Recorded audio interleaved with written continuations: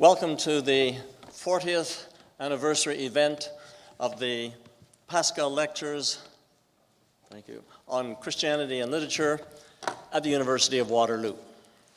I'm going to read you a portion of the description of the Pascal Lectures when they were founded by the Board of Governors of the University of Waterloo back in 1978.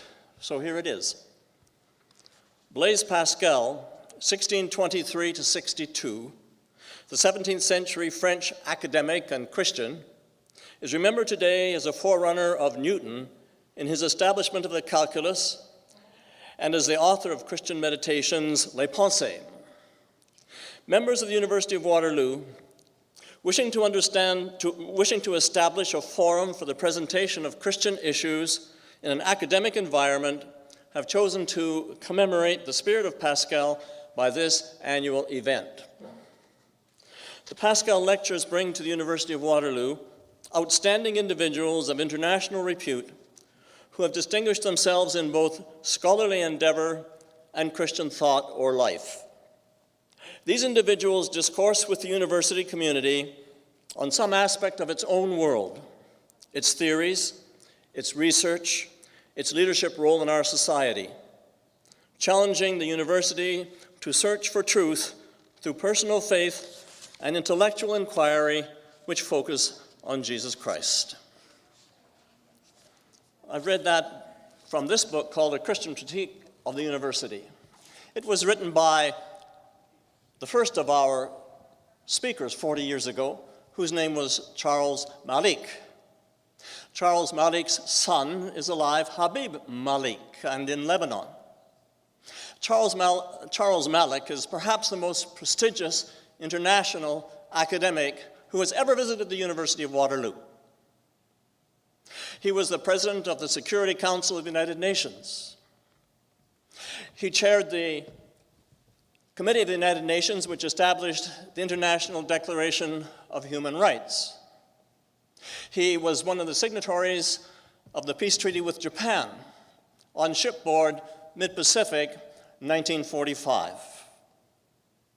He received over 50 honorary doctorates from around the world and has had more influence on myself and my academic life than any other of the remarkable people that I've had the privilege of speaking with and sitting under and listening to. Since that time, the Pascal Lectures have brought 33 speakers. We've missed 7 years. They have been men and women. They have been from the humanities, the sciences, and mathematics and engineering. They've been from Asia, from Europe, from the United Kingdom, from the USA, from Canada. A truly remarkable group of human people. If you look up the Pascal Lectures site on the University of Waterloo, you will see a list of their names, and for many of these, you can hear their lectures. Two of our most recent lectures, John Lennox and the great James Tour, the second most well-known chemist in North America, have between them had over 90,000 visits to the Pascal Lecture Series which they have given. It's a great contribution to the community at the University of Waterloo. And beyond that, for these people around the world to have access to the Pascal Lecture Series in this most remarkable of universities. We are grateful that this Christian lecture series is not only founded by, but welcome in the University of Waterloo. Now, of course, there are times when there have been protests that we exist, the Pascal Lectures. But as Professor Knuth said just in the other day, well, that's all the more reason to know that the Pascal Lectures are needed. And I agree with him. So today, Donald Knuth is our speaker. Thanks to Donald Knuth, I myself am able to do all my research on the computer.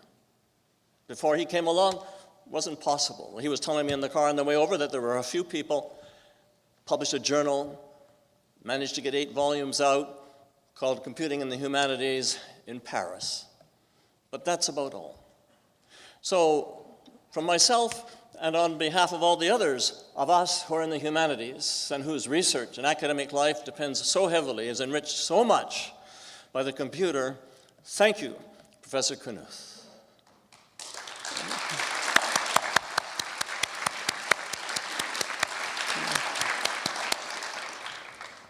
So now, ladies and gentlemen, I give you Donald Knuth. Come, Don.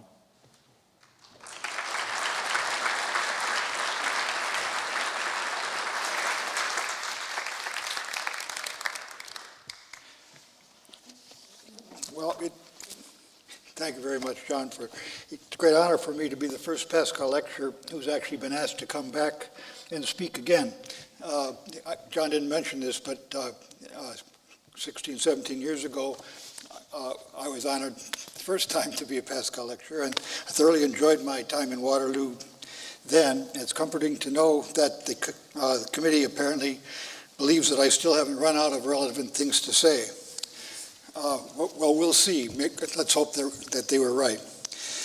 The Pascal lectures at Waterloo, it's a wonderful tradition, as John said, goes back 40 years now, because they cut across academic disciplines. Computer science is my specialty, and I love computer science, but I'm well aware that computer science isn't everything. A university isn't simply a collection of people in their own ivory towers, confined to their own specialties. A university can celebrate all aspects of life, and the Pascal lectures were established to promote meaningful discussions of interaction between personal faith and intellectual inquiry. I wish Stanford had something like this. Furthermore, the invitation to revisit your campus came at a perfect time for me, because I had just completed a multi-year project that I think makes a perfect example of how the ideas from many different communities fit together nicely. Namely, I recently had the good fortune to fulfill a lifelong dream to compose a non-trivial piece of music. We all know that music has mystical qualities that are deeply connected to human emotions in ways that may never be well understood. Music is part of our inner selves. Everywhere we look, we see that music has a profound effect on nearly everybody's lives, and history tells us that this has been going on for centuries. I looked up the titles of the Pascal lectures from the past 40 years, and curiously, I didn't see any mention of music. So I figure it's not a bad idea to add music to the mix this year.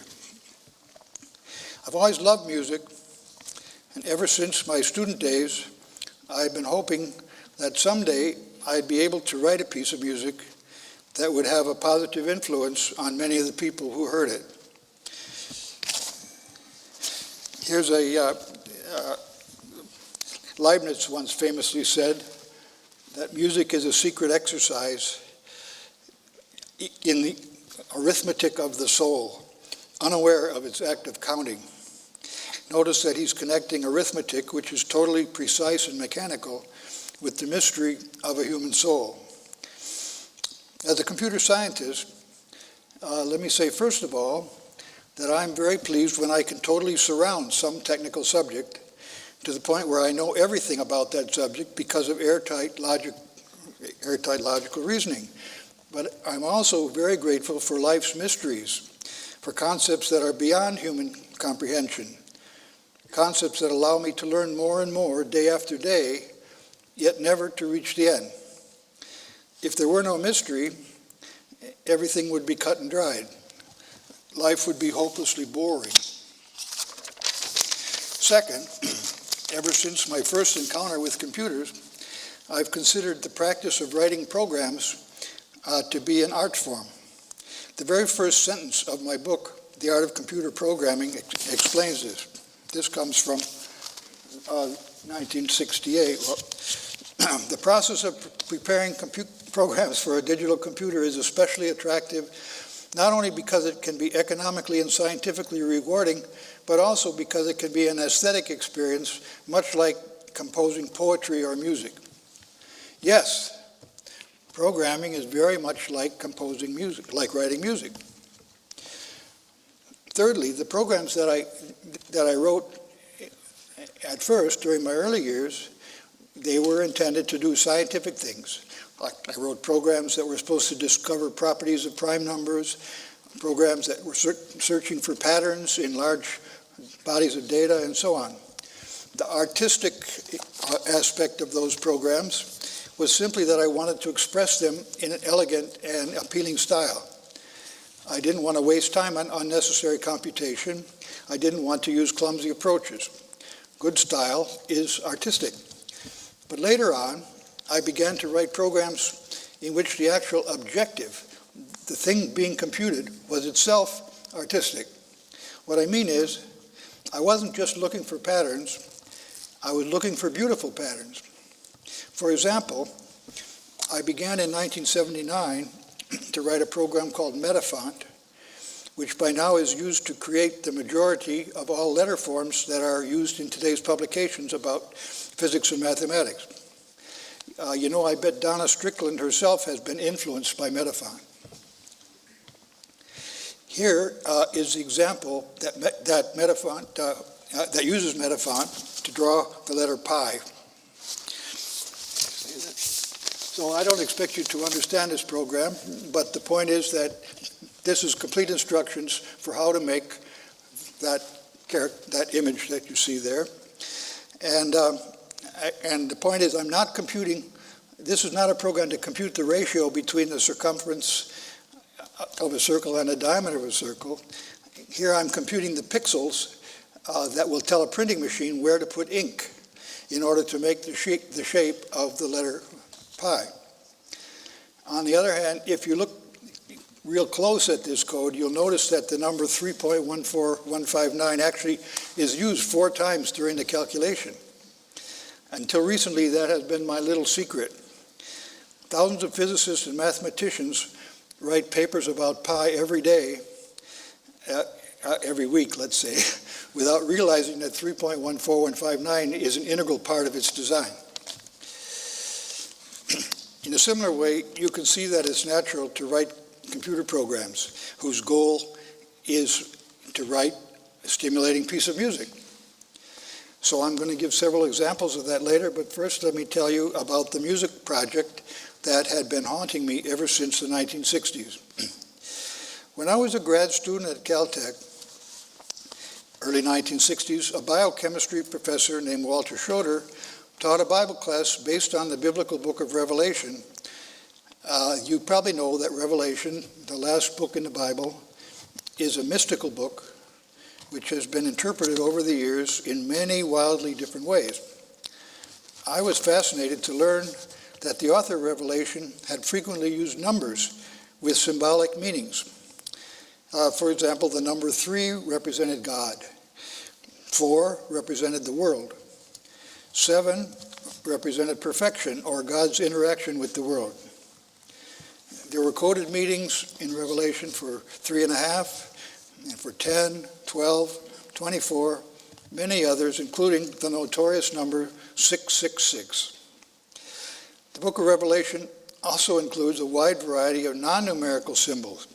Symbols like candlesticks, horses, scrolls, seals, trumpets, bowls, beasts, horns, and so on. And they recur repeatedly, and they're mixed up with the numbers in very interesting ways. Now, at the same time I was learning about Revelation, I was a member of our church choir. One of my very favorite anthems was a beautiful piece by Paul Montz called "E'en So, Lord Jesus, Quickly Come." It's based on the book of Revelation, and it was written when Montz's young son was seriously ill. So an idea came to me.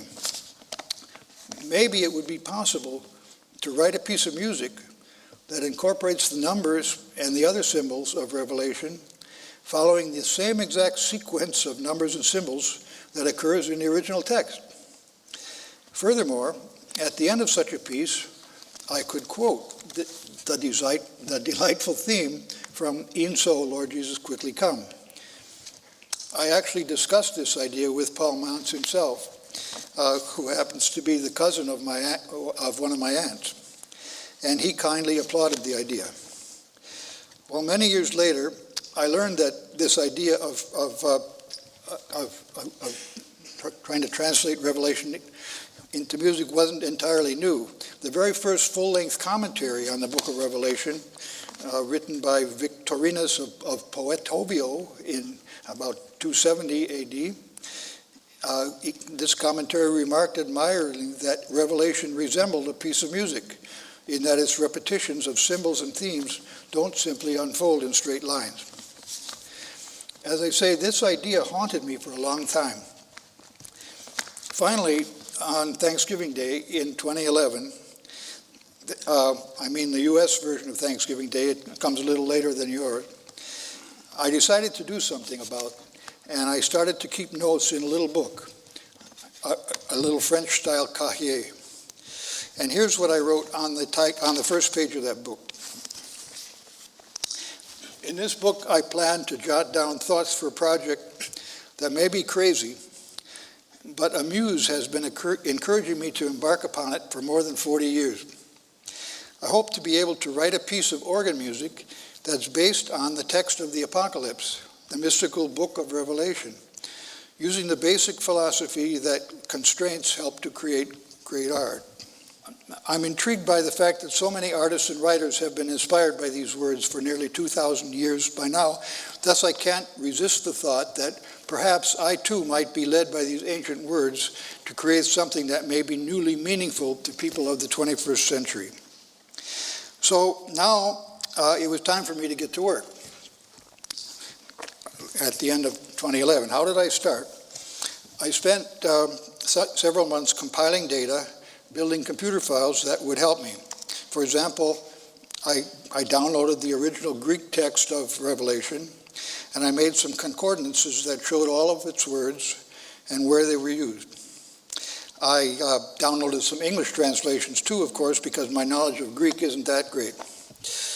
I read many commentaries about the book. I searched for musical compositions that had already been written based on particular verses of Revelation.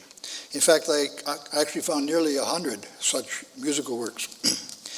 The hardest part of this starting phase was to come up with a list of the key symbolic concepts, the key sort of atomic tokens for which I wanted to supply musical equivalents.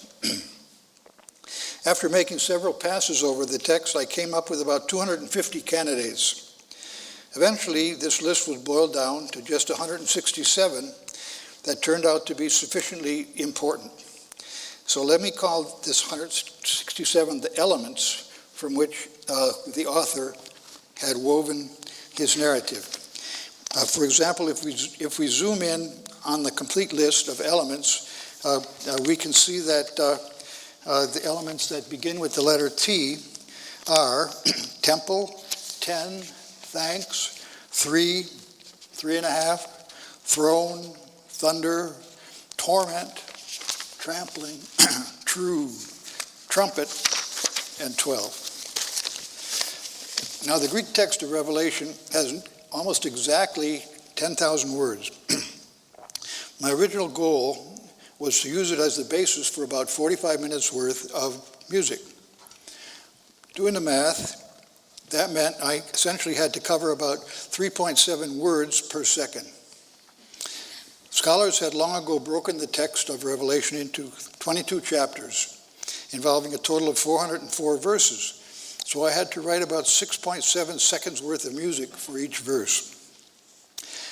I made a great big cross index in my computer so that if for every verse I knew exactly which elements occurred in that verse and whether anybody had already set that verse to music. For example, my index for chapter 2, verse 10, listed the following elements: crown, day, death, faith, fear, life, Satan, and tribulation, together with the fact that Mendelssohn had been inspired by this verse when he wrote section 40 of his oratorio, Paulus. You can see from the list of these elements that Revelation gets into weighty themes. In fact, it covers the whole gamut of human emotion. Now it was time to get to work and assign musical motifs to each. But before I, never mind. It's time to get to work and assign musical motifs to each of those 167 elements. That process took more than a year because, of course, I needed to match things up one at a time. I couldn't start out and say, okay, arbitrarily, here's my assignment of motif to element 1, element 2, and so on. I wanted to make them all blend together and make a decent piece of music. So I didn't want to make any rash judgments that would spoil things. My knowledge of graph theory, which of course is one of the great specialties of the University of Waterloo, helped me to find a decent ordering of the elements so that I could make these assignments sequentially, one by one, remaining musically compatible with the previous choices quite well as the composition was slowly taking shape. So for example, I decided to plunge in with chapter 16, verse 3, and in that verse there were just 4 major elements: angel, bowl, wrath, and blood. It turns out that angel actually occurs in 47 different verses, so it's an especially important element. Now, at that time, I was working hard on something completely different. It was a major computer program called SAT-13, which was an important component of new material for the art of computer programming. But in odd moments, the music for Revelation 16:3 just sort of came to me, and I liked it. Now I'm going to go over to the piano, and I'm going to give some musical explanations of what I'm talking about. And then John is going to come over here, and we're going to set up a relay system because he's going to be my slide changer, my remote. I'm the remote control, and he's the changer. So, okay. So the first thing I noticed is I start out writing this piece, and I'm starting out in chapter 16, verse 3, and I have to have a motif for angel. Well, I noticed that 8-note arpeggios would make an excellent motif for angels. So, at the beginning of Tchaikovsky's Waltz of the Flowers, he's got the harp playing arpeggios going up 16 notes and then down 16 notes. So I realized I could dwell on arpeggios for angels in different ways throughout my piece, in the different contexts in which angels appear. Well, then I worked out motif for bowl and wrath and blood. A bowl, for instance, keeps something confined inside the bowl, but then the contents spill out. I don't have time to explain the details except to mention that the idea for blood was suggested by my wife. She observed that blood coagulates, therefore I could indicate blood by using clusters of notes. That's blood, okay? So 2 down and 165 to go. Now, the 167 motifs eventually chosen have many different forms. Some of them are based on specific melodies. For example, you won't be surprised to know that one of the most important of all is the motif for God, which is the 3-note theme.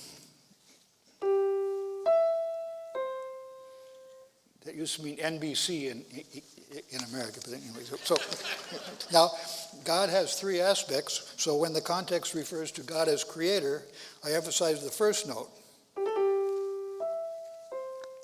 On the other hand, God as Messiah is rendered, for example, and God as Spirit would be. Okay, so when God appears, that gives me, musical possibilities and also emphasizing some aspect of God. Revelation also features a corresponding anti-Trinity, a 3-phased devil whose motif is the God theme played backwards and with a so-called tritone infiltrating what had been a major triad. So this is the devil.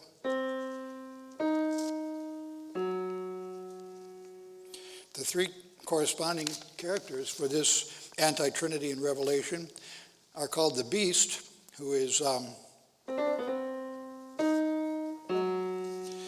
then there's the dragon, that's, and the false prophet. False prophet, of course, is the, okay, you got the idea. Some of the motifs, instead of melodies, are based on rhythms, not melodies. So, for example, there's a double dotted rhythm, which is traditionally used for royalty. So, as in Mozart's Rex Tremendi. When you write that musical notation, you use double dots on the longer note. Some of the motifs are harmonic. For example, the motif for man is a Tristan chord. Servant is a Petrushka chord. Okay, Petrushka chord. Now, as I say, by the way, in this connection, I can't help mentioning Blaise Pascal's own comment about musical harmony. This is what Pascal said: too many concords are annoying in music. So in other words, he's saying we got to have those dissonant Tristan and Petrushka chords. Some of the motifs are musical idioms. I mentioned that angel is an arpeggio. Grace is a grace note. And woman is an appoggiatura. Some of the motifs I chose are musical basics. Woe, for example, is a blues scale.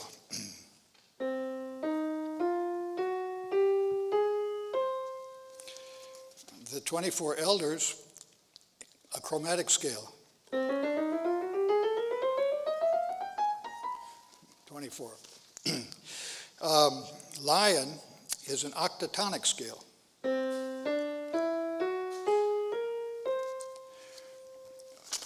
The motif for sweet and sour are major and minor. Prophet is contrary motion. Sun is a palindrome. Actually, go ahead. You take care of that all written. So yeah, blues scale, chromatic scale, octatonic. Sour is major key, minor key. Contrary motion for a prophet. Palindrome for the sun, it goes up and down. And gold is indicated by close harmony. Now, of course, 167 is a pretty big number. My project still needed motifs galore. It was a pleasant exercise to assign them one at a time as the pieces of the puzzle came together. I decided to base some of the motifs on trigrams of the ancient Chinese I Ching. So heaven, for example, is up, up, up. And earth is down, down, down. And fire is up, down, up. Water is down, down, down, up, down. And when I'm using this from the I Ching, it's flexible. The actual interval by which to go up or down isn't specified, so I can adjust that to suit the context. Some of the motifs come from nature. For example, lamb, which occurs very frequently in the book, is a bleating sound. Ba. Horse is a whinny.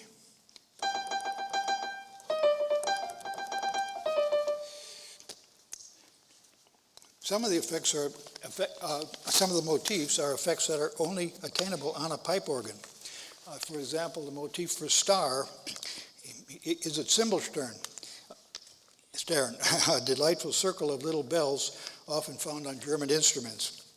The cymbal stern often plays at Christmas time. Name is a pedal point. That's a bass note that we hold, and then we have some melody going on the top. But name, the bass note is the motif for name. Okay.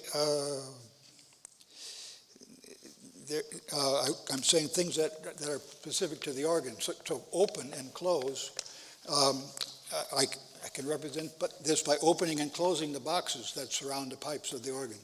So now let's see how this applies to the beginning of chapter 6. Revelation chapter 6 is where the famous four horsemen of the apocalypse enter the story. Here's the original Greek text of the beginning of chapter 6, with English at the bottom. Then I saw the Lamb break open the first of the seven seals, and I heard one of the four living creatures say in a voice that sounded like thunder, "Come." I looked, and there was a white horse. Its rider held a bow, and he was given a crown. He rode out as a conqueror to conquer, end quote. So the main elements in these two verses are lamb, open, seal, creature, voice, thunder, come, white, horse, crown, conquer. 11 of them in that order. And I wanted to convert those 11 into decent music. I already knew the motifs for lamb and horse and open. What about seal? Well, I decided that a dozen of the motifs in my translation ought to invoke the styles of great composers. Furthermore, I decided that seal should allude to Jehan Alain, because it turned out that Alain had written a wonderful piece called Les Jardins Suspendus, whose theme blends perfectly with a bleeding lamb and with the idea of opening up the organ pipes. So I had a good start. This is the manuscript from the beginning of chapter 6. And you see the bleeding in the left hand, and then this open, that means open the box around the pipes. The right hand plays Alain's theme, the left hand plays the lamb's call. The swell box opens, and then there's thunder in the pedals, while the first creature says, "Come." Well, here's how it sounds. Can we hear now the organ music? Opening the box.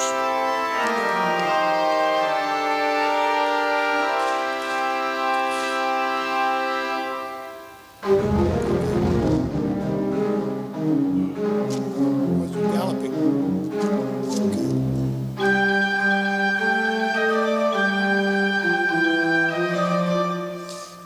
Okay, so the melody in the left hand that you just heard is "We Shall Overcome."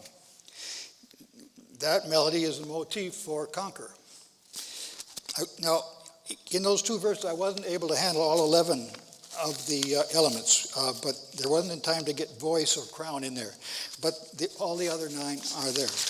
So you're no doubt thinking, how on earth is the listener supposed to know what's going on without memorizing all 167 motifs? Good question. I forgot to mention that from the very beginning, I had conceived of my piece, which I guess in the title you can guess, it's called Fantasia Apocalyptica. I had envisioned Fantasia Apocalyptica as a multimedia work with several video tracks being projected while the organist is playing. After all, this is the 21st century, and we've got music videos all over the place. So one of those video tracks displays the text of Revelation that's being followed just in Greek and in English, as you saw. Another video track displays the music that the organist is playing, and I commissioned Dwayne Bibby to make 100 drawings that illustrate the story. Dwayne's brilliant artwork is displayed on a third video track. So, for example, here's his picture of the lamb. His artwork is so stunning, in fact, I decided a few months ago that it really ought to be published in a book. And I'm happy to announce that the book, Fantasia Apocalyptica Illustrated, just came out this month. And the first copies have just arrived in Waterloo last week. This book is designed so that you can turn the pages while listening to the music. Therefore, getting the full multimedia experience.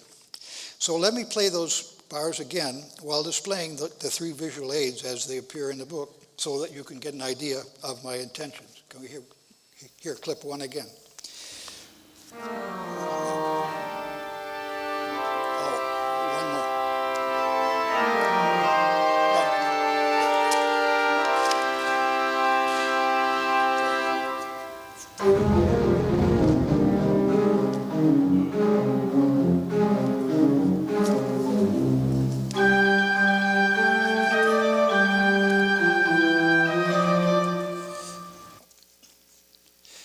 Okay, so Revelation is a mystical book, and my goal is for the listener, watcher, to experience the mystical qualities, not to fully understand it. Indeed, I don't think anybody really understands Revelation or ever will.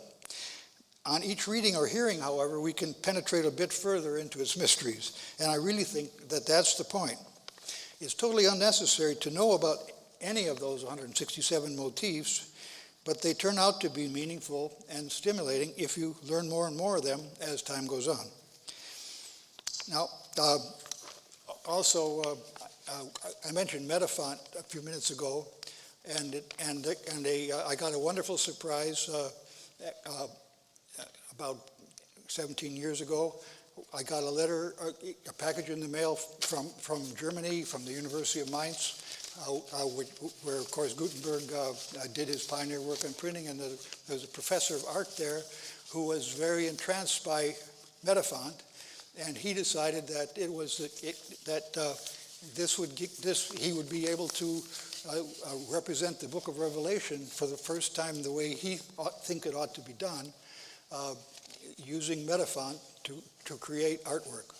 And so he sent me 22 pieces of art, which you can see in the hallways around here.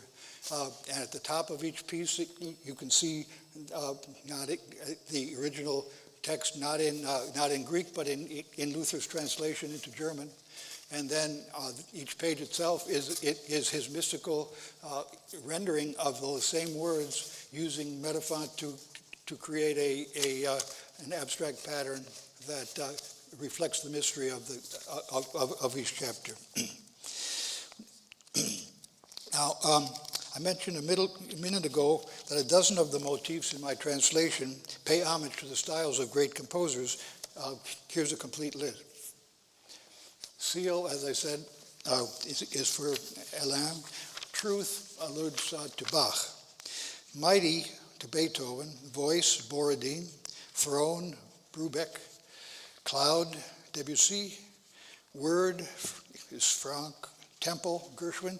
Book, Hindemith. Worship, Messiaen. And Blasphemy, Schoenberg. Let me tell you a little bit more about blasphemy. Arnold Schoenberg was famous for his so-called 12-tone music, in which the listener can't distinguish one key from another. A so-called 12-tone row is a permutation of the 12 possible pitches. Any permutation of those pitches is a 12-tone row, and an all-interval 12-tone row has an additional property that none of the intervals between consecutive notes is the same, mod 12. In other words, each of the 12 possible notes occurs exactly once in a 12-tone row, and each of the 11 possible intervals between adjacent notes also occurs exactly once. Now that's a nice little mathematical problem. It's a nice computer science problem, and it has nearly 250 essentially different solutions. About 250 different all-interval 12-tone rows. I chose the solution that Derek Lamer considered to be the most perfect of all, which is this one.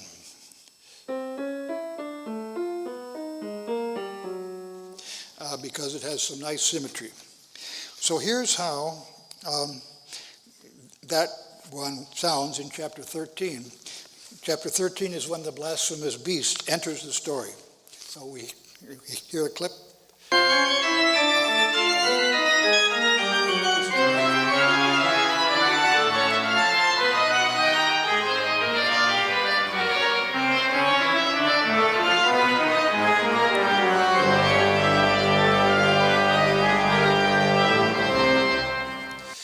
So the 12-tone row had been combined here with the other relevant motifs that occur in the story. For example, blasphemy comes out of the beast's mouth, and the motif for mouth is to use octaves. So when blasphemy comes out of the mouth, it goes blasphemy out of the mouth. Okay, then blasphemy lasts for 42 months in the story. So in the second sequence, there's 42 notes.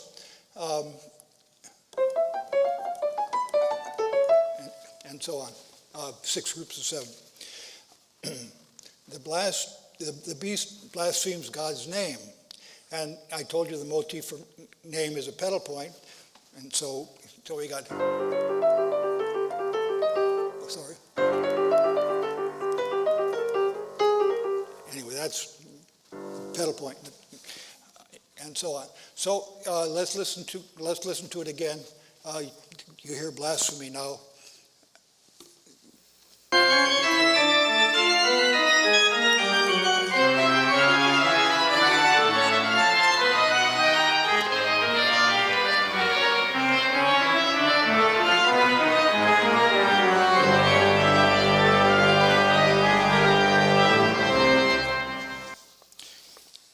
Since the book of Revelation encompasses a huge variety of different events and emotion, no one style can appropriately represent that whole story.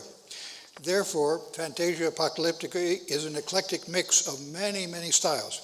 There's ancient Greek music, medieval chants, change ringing, Baroque counterpoint, Near Eastern folk music, shape note singing, spirituals, calypso, romantic symphonies, chorales, combinatorial patterns, atonal music, jazz and Broadway, rock music, rap music. Also, there's the music of ringtones in there. All of these styles actually work together as parts of a unified whole, thanks to the versatility of a pipe organ. By the way, I ran across a very nice quote from the 18th century while I was doing this work. Johann Mattheson, contemporary of Bach, said, "Borrowing is permissible, but copy work should be returned with interest. That is, one must present the imitated materials so that they achieve a more beautiful and improved aspect than they had in their original context. Even the greatest capitalists will borrow money if it is to their advantage or convenience." As I was completing more and more of this piece, I eventually began to imagine that somehow Fantasia Apocalyptica had already been written, because somehow I was thinking it was already out there. My job was merely to listen to it as best I could. As soon as I heard what seemed right, I would hurry to transcribe it into musical notation before it had left my ears. Could it be that a muse of some sort was dictating notes in some way? That's unbelievable. Yet I definitely did have magical transcendent moments while I was caught up in the project. I want to conclude by showing you an entire chapter so that you can get a better idea of the whole work. Revelation chapter 2 consists of 4 letters written to 4 early Christian churches, and it begins with a letter to the church in Ephesus. To the angel of the church in Ephesus write, "This is the message from the one who holds the 7 stars in his right hand and who walks among the 7 gold lampstands." My musical transcription begins with a bugle call. That's the bugle call that's traditionally used as a church call in the U.S. Army and maybe also in the Canadian Army. When I was at summer camp as a child, I was called to church every Sunday morning by those notes. There's a nice way for me to put the city name Ephesus into the music here, because ancient Greek musicians had a convention by which every letter of the alphabet represented an absolute musical pitch. Thus, epsilon phi epsilon for Ephesus corresponded to epsilon phi epsilon. You can look it up in the Unicode definition. After epsilon, phi epsilon, my music continues then with the motifs for stars, and there are 7 stars. So we turn on the Zimbelstern and golden lampstands, which is those chords you hear there. And so here's how it sounds. I hope you can hear the little bells of the Zimbelstern. At my age, I need hearing aids in order to hear them. Audio, please.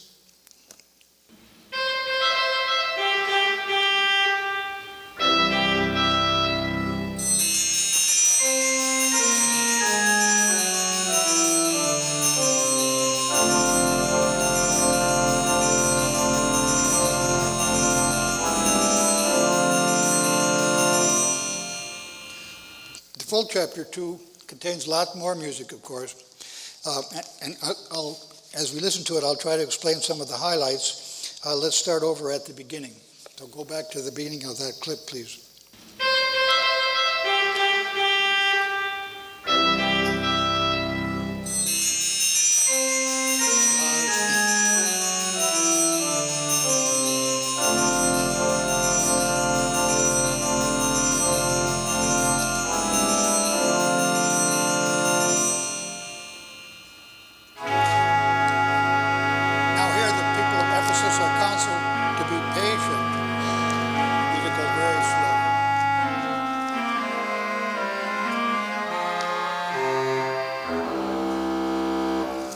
Patience.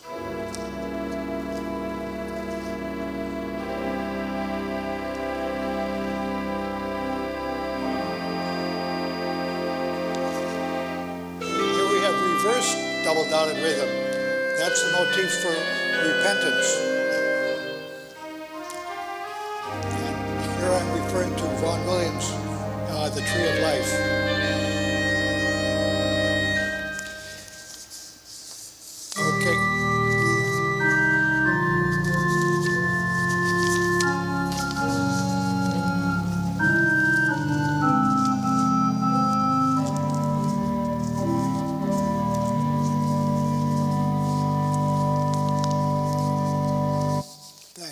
So that last haunting melody, it's actually one of the very earliest known songs.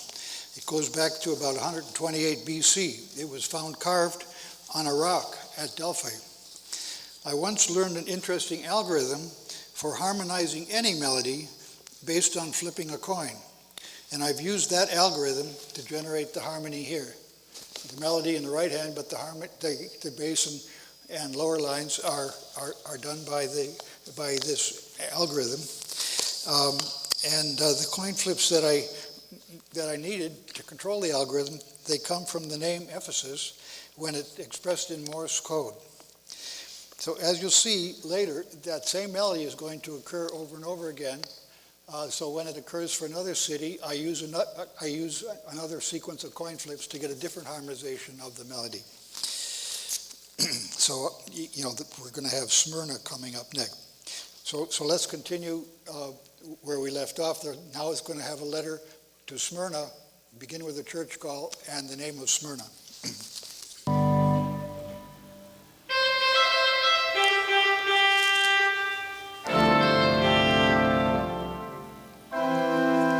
Sir John Stainer wrote, I am Alpha and Omega.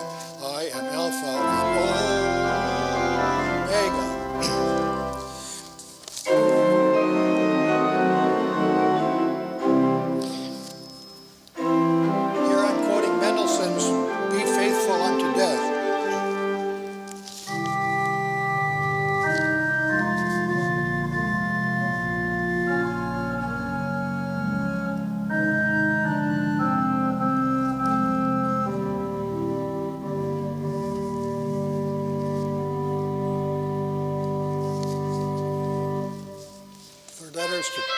Third letters to Pergamum. Mouth. Faithful in the midst of Satan.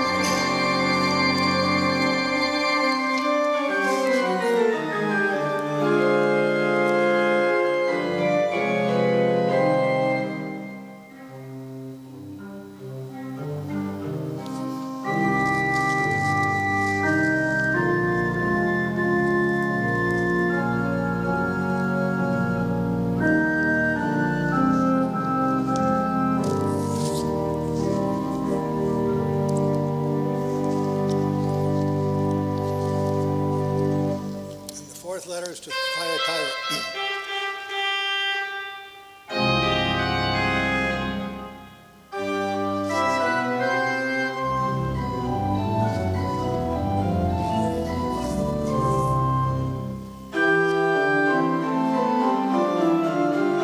Love has come, a light in the darkness. This is Jezebel, a self-styled prophetess. Petrushka chord. Repent. But she doesn't. Here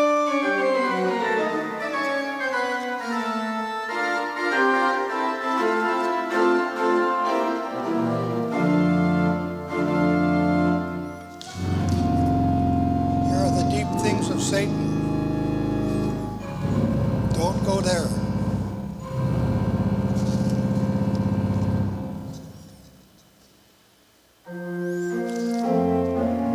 Lord Jesus, quickly come.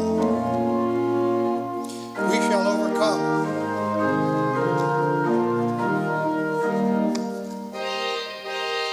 Ride on, King Jesus. This is the morning star.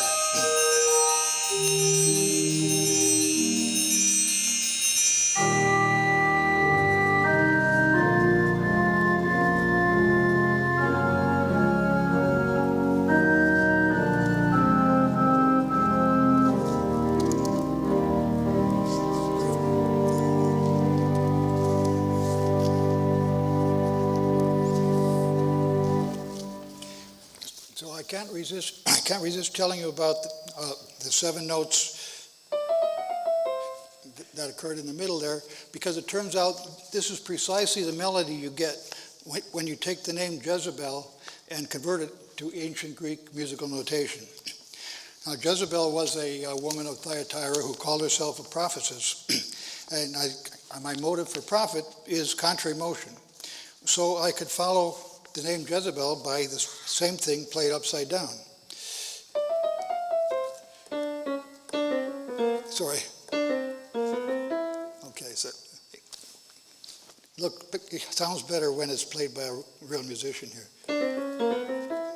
So, by the way, Fantasia Apocalyptica indeed turned out to be quite difficult to play.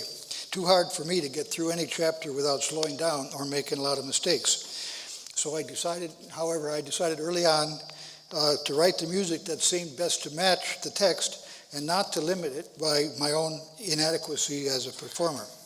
The audio clips that you've been hearing were made by Jan Overdoen, a terrific organist who happens to live in Waterloo. I'm sure many of you know that he will be playing the North American premiere of Fantasia Apocalyptica next Sunday afternoon at the First United Church. Jan has in fact been posting eloquent little video clips for his Facebook friends with excerpts from the Fantasia for some time now. I want to play 3 of these short clips for you because he's a natural-born teacher and his explanations are a lot clearer than mine. So here, for example, is the way he explains the brief letter to Pergamum, which comes in the middle of chapter 2. Look, we have the video clip.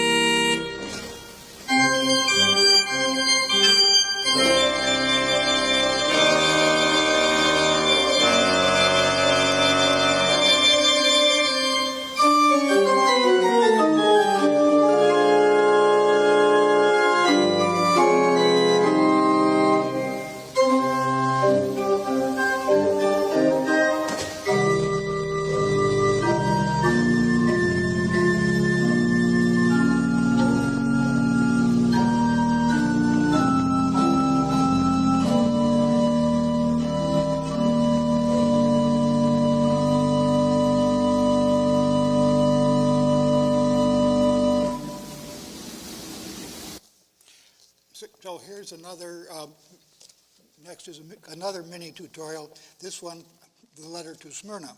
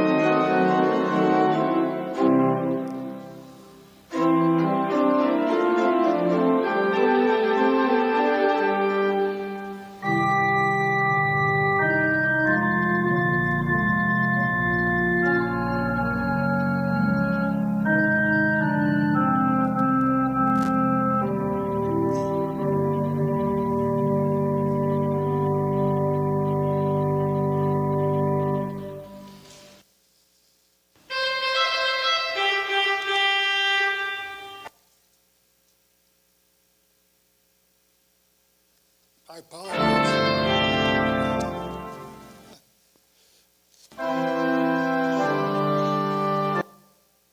I apologize. There's some pauses. Even in Silicon Valley, we have this when we're running Facebook.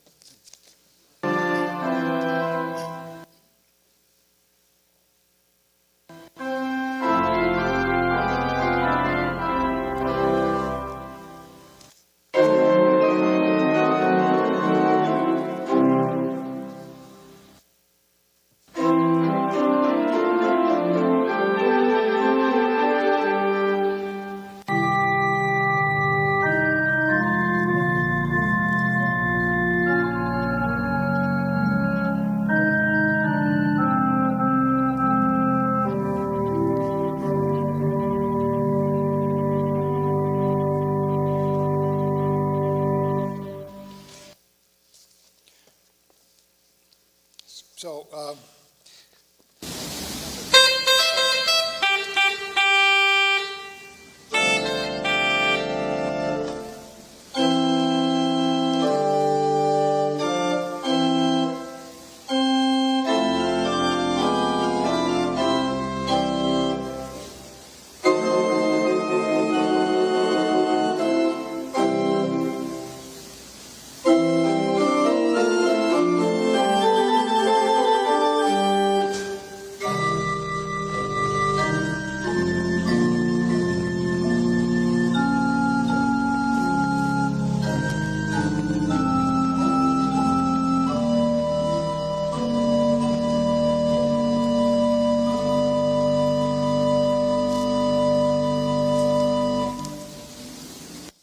okay, and the third in the trilogy is the letter to Ephesus, which opens the chapter 2.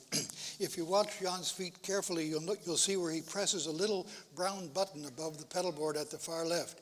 That button turns the cymbal stern on and off.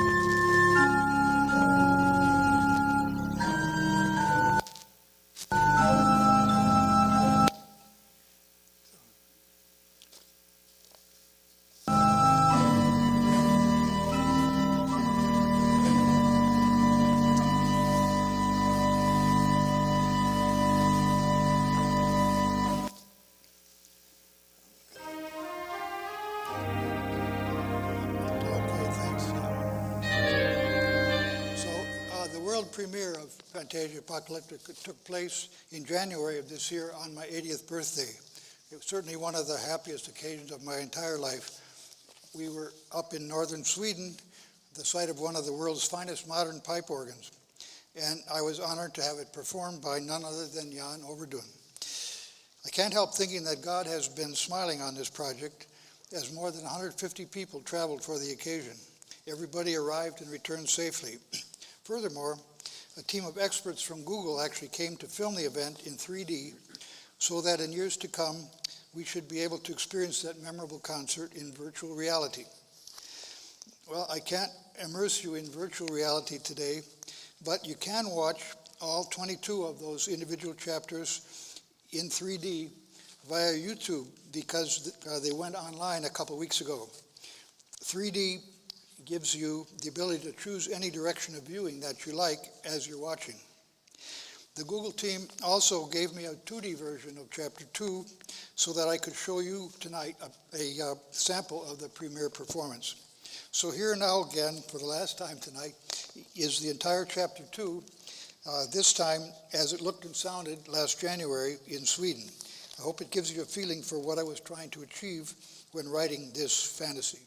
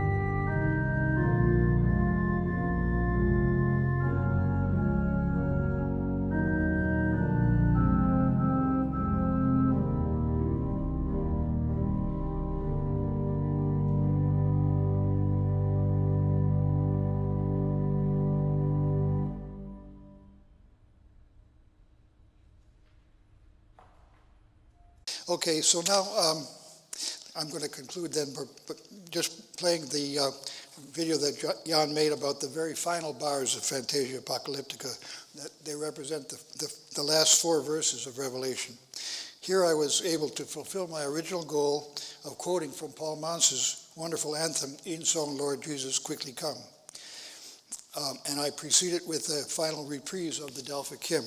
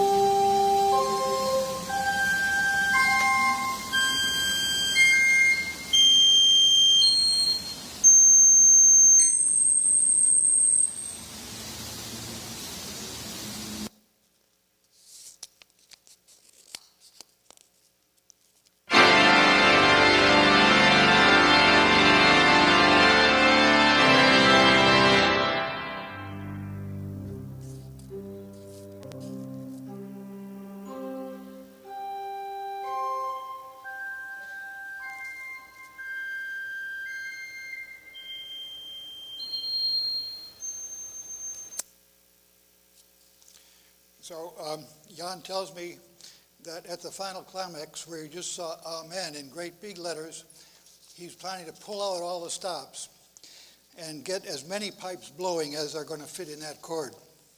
Maybe people will be able to hear it in Toronto. I worry a little bit that the audience might start to applaud at that point, and that their applause might drown out the ascending amens that follow. To my knowledge, no piece of music has ever before ended in this way, with notes getting higher and higher until only dogs can hear them. On Sunday, we're going to try to see if we can warn the audience to hold back. Okay, so I'm done. Thanks for listening.